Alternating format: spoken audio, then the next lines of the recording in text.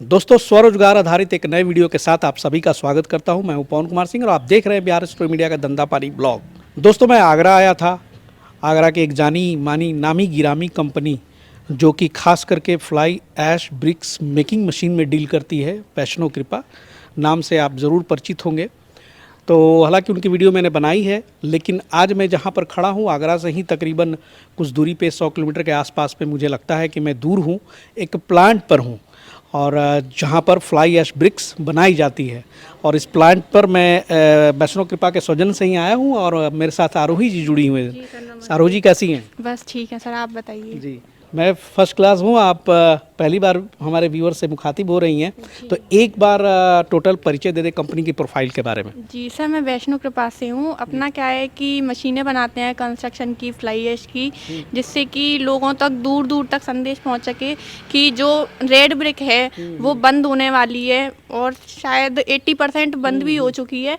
तो वो आप ना यूज़ करके ये फ्लाई ऐश ब्रिक का प्लांट लगाइए, ये चीज़। सही बात बोला इन्होंने कि बहुत सारे जगहों पे बंद हो गई है। नए लाइसेंस मिलने भी ईंट भट्टे मालिकों को बंद हो गए हैं, क्योंकि उसमें खतरा है, प्रकृति को खतरा है, पर्यावरण संरक्षण जो है उसको खतरा है।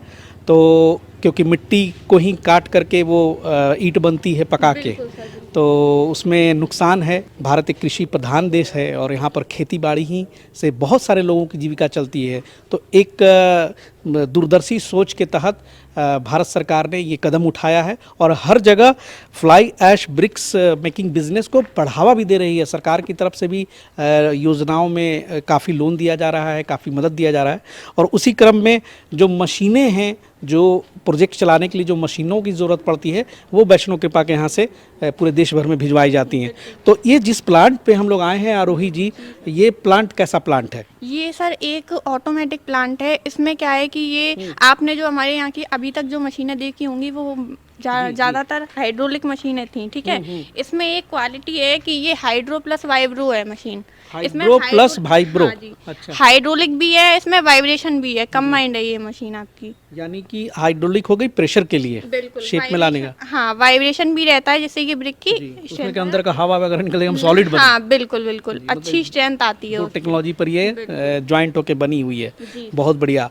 और ये 6 फॉर्मेट में ईंटें बनाती हैं। हाँ, 6 ब्रिक बनाती है आप। अच्छा, और रोही जी, ये प्लांट भी देख के लग रहा है मुझे कि ये हाल फिलहाल में लगी है। बिल्कुल सर, कुछ टाइम पहले ही मशीन लगी है, इसको कोई ज़्यादा टाइम नहीं हुआ है, 1 मंथ अप्रोक्स ही हुआ है इसको प्लांट। और आज दुर्भाग्य की बात ये है, पता नहीं क्यों टेम्परेचर इतनी ज़्यादा है, जहाँ भी जा रहा हूँ मशीन मुझे चालू अवस्था में मिल नहीं रही है।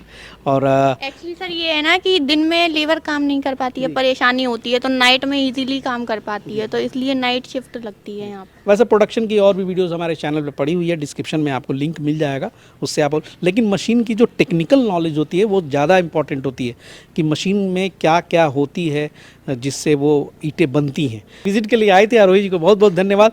और फिर से मैं नरेश जी को आमंत्रित करना चाहूँगा। सर, एक बार फिर से मैं आपको परेशान करूँगा, आइए। नरेश सर जो है बोलते होंगे क्या ये बिहार स्टोरी मीडिया वाले जो है बार बार बुला के मुझसे पूछते रहते हैं। सर नमस्कार। नमस्कार जी, नमस्कार।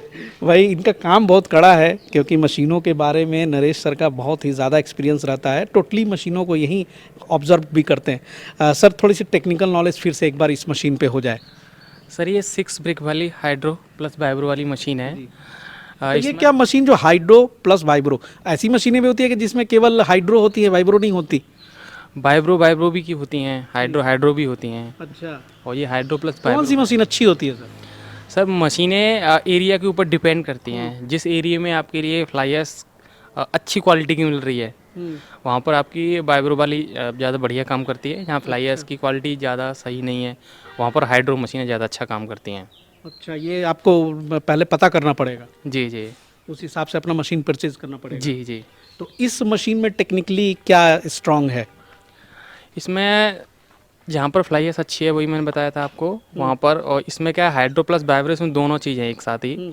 इसका प्रेशर भी अच्छा है और इसमें वाइब्रेशन भी है साथ में नीचे से। तो हाइड्रो प्लस वाइब्रो से कॉम्पैक्शन जो होता है वो बहुत बढ़िया लेवल का होता है इस मशीन के अंदर, जो कॉम्पैक्शन होता है जिससे आपकी ब्रिक बन के तैयार होती है। इसमें पावर सप्लाई का क्या रहता है? हाइड्रो वाली मशीनें होती हैं उनमें 10 HP से पावर पैक चलता है। ये वाइब्रो है तो इसमें वाइब्रेशन की मशीन मोटर एक बढ़ जाती है और उसी के साथ में पावर कंजप्शन हाइड्रो से हल्के से ज़्यादा होते हैं इसके। मतलब टोटल कंजप्शन क्या मान के चले? अगर हम केवल पावर पैक का देखते हैं और मशीन का देखते हैं तो कम इसमें आप 15 HP का मान के चलिए। 3 फेज़ में आपको लेना पड़ेगा कमर्शियल लाइन।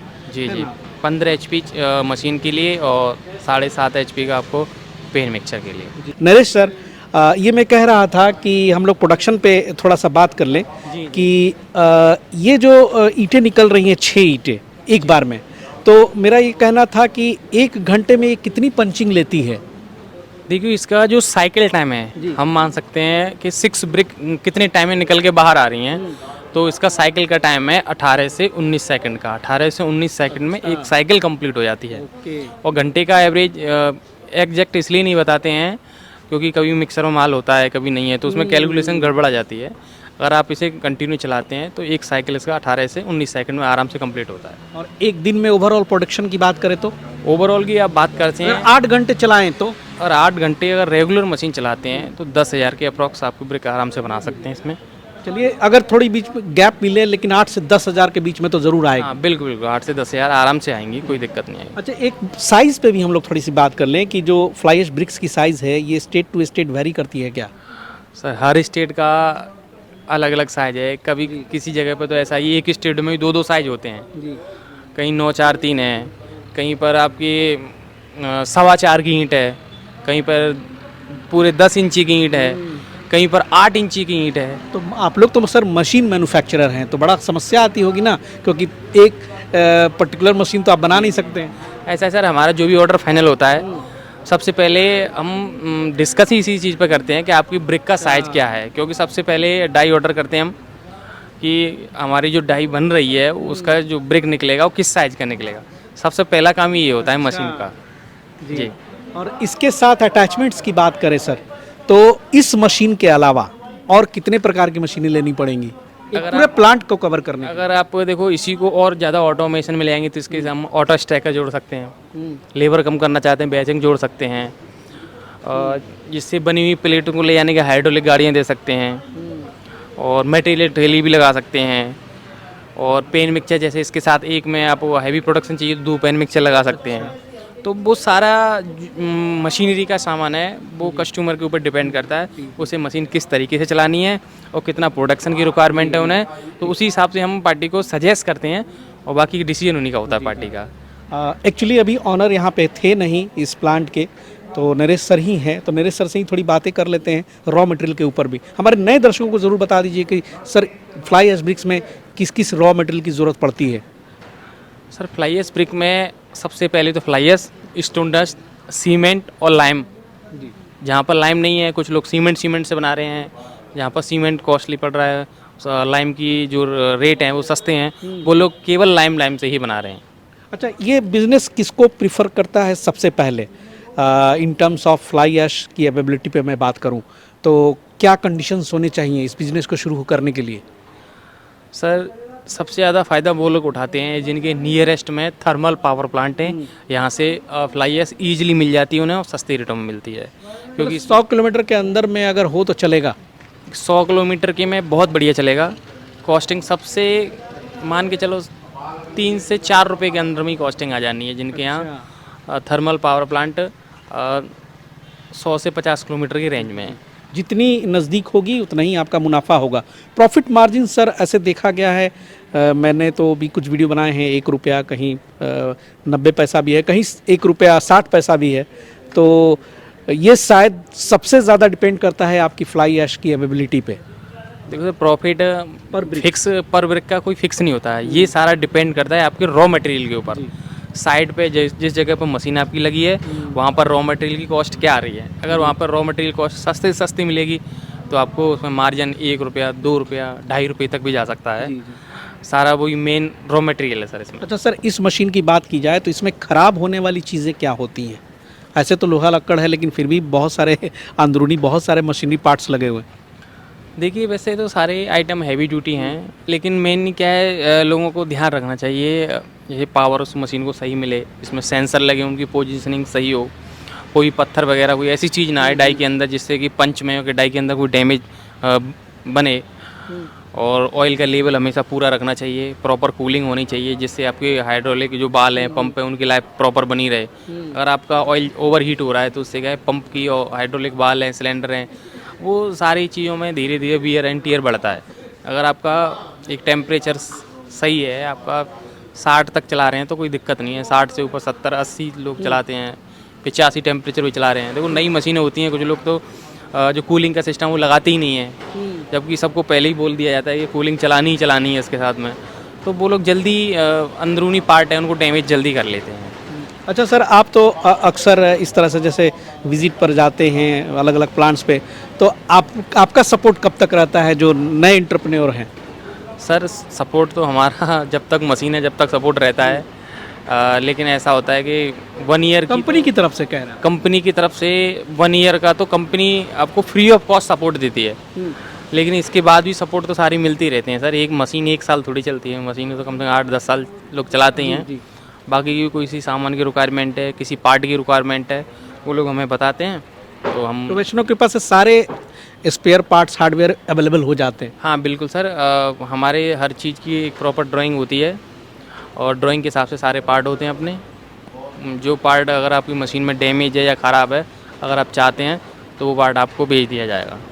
तो 6 ब्रिक्स की ये मशीन सर हो गई, ये सेमी ऑटोमेटिक में इसकी गिनती की जाएगी? नहीं नहीं, ये ऑटोमेटिक है सर। अच्छा, ये ऑटोमेटिक है। जैसे आप ये प्लाई देख रहे हैं, ये इसमें से प्लाई आपने डाल दी, यहाँ से ऑटोमेटिक खींचेगी और खींच के निकाल के आगे की रेलिंग है उस रेलिंग पे बाहर निकाल देगी, अपने आप मशीन अपना काम करेगी। वो यही बिना मतलब किसी लेबर के ही ये सारी ईंटें इसी पे आ जाएंगी? हाँ हाँ, अच्छा, मशीन ये खींच के इस ट्रॉली से बाहर निकाल देगी? बिल्कुल बिल्कुल, मशीन आपको ब्रिक की पैलेट के सहित आपको बाहर निकालेगी।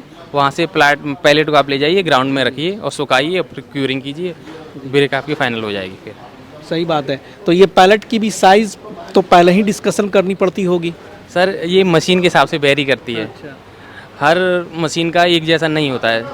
यानी कि मैं यही कहना चाहता हूँ कि फ्लाई ऐश ब्रिक्स मशीन लेने से पहले आपसे हर हाल में बात करना पड़ेगा उसके कस्टमाइजेशन के ऊपर। जी जी सर, ऐसा है, ब्रिक का साइज़ अलग है तो प्लाई का साइज़ भी अलग हो जाता है। और 6 ब्रिक की है उसका साइज़ अलग है, 6 के बाद 8 है, 10 है। थोड़ी सी भी गड़बड़ हो गई तो सर बेकार?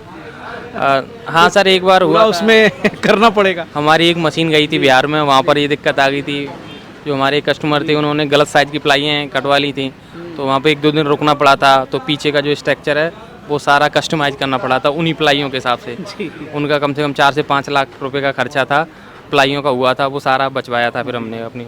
तो सर वैष्णव कृपा में 6 ब्रिक्स के अलावा भी क्या क्या ऑप्शंस मिलते हैं? सर हमारी बेसिक मशीन है बजट मशीन 4 ब्रिक वाली। 4 ब्रिक में हमारी बजट मशीन है, सेमी ऑटो है, फुल ऑटो है, और फिर इसके बाद आप 6 पे जाइए, 8 पे जाइए, 10, 12, 15, 18 ब्रिक तक की मशीन है। चाहिए आपको मिल जाएगा। हाँ वही है, बड़ी मशीनों के साथ 10 ब्रिक से ऊपर की या 10 ब्रिक की हम सभी को ऑटो स्टैकर सजेस्ट करते हैं। इसके बाद अगर कोई बैचिंग लेना चाहे तो बैचिंग भी हम बना रहे हैं अब, तो बैचिंग प्लांट भी हम साथ में दे रहे हैं अब, जिससे लेबर और कम हो जाए और आपका जो मटेरियल है और उसका जो रेशियो है जो प्रॉपर रहे और अच्छा प्रोडक्ट बन के तैयार हो उससे। और रही प्राइस की बात की कीमत के हिसाब से, तो बहुत सारे मशीन होते हैं, इसमें बहुत सारे इक्विपमेंट्स होते हैं।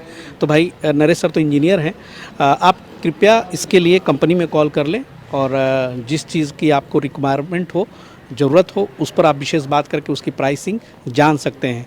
लेकिन आमतौर पे जो fly ash bricks business idea है, मान के चलिए आपका बजट 6 से 7 लाख मिनिमम तो होना ही चाहिए। सर छोटे प्लांट का आप सेटअप कर रहे हैं तो 6-7 लाख रुपए चाहिए। ये सबसे छोटे प्लांट की बात कर रहा हूँ मैं। अब जैसे जैसे आप ऊपर जाते हैं उस हिसाब से बजट बढ़ते हैं, और जितना ऑटोमेशन में जाएंगे उतना बजट बढ़ेगा, लेबर कम आएगी और कॉस्टिंग ब्रिक की जो मैन्युफैक्चरिंग कॉस्ट है वो भी कम हो जाती है। जितनी बड़ी मशीन होती है उसमें मैन्युफैक्चरिंग जो कॉस्ट निकलती है ब्रिक की वो कम होती चली जाती है। छोटी मशीन पर सबसे ज़्यादा, जितनी बड़ी मशीन उतनी कॉस्टिंग कम हो जाती है ब्रिक की। लेकिन सबसे बड़ा बेनिफिट ये है कि इसमें आपको सरकार की तरफ से भी बहुत सब्सिडी मिलती है। अगर आप बैंक में अप्लाई करते हैं और बहुत सारी योजनाएं हैं तो उसमें आपको 35% 33% के लगभग आपको लाभ मिल जाएगा, तो ये फ़ायदा हो जाता है। तो चलिए दोस्तों, और भी जो क्वेश्चंस हो, क्वेरी हो आप कंपनी में, कृपया फ़ोन करके पूछ लें। और मिलते हैं फिर किसी नए जगह पर, नए एपिसोड में, किसी नए मशीन के साथ। तब तक के लिए जय हिंद, जय भारत।